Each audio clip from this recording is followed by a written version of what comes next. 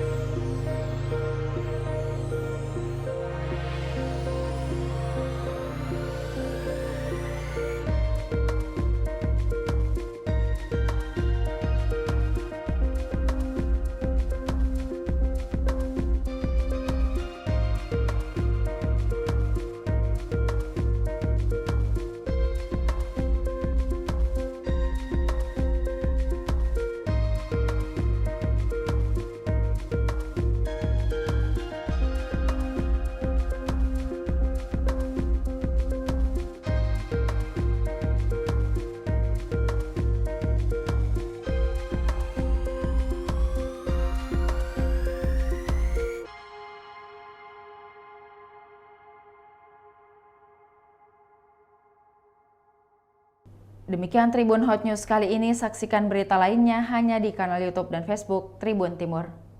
Terima kasih sudah nonton, jangan lupa like, subscribe, dan share ya!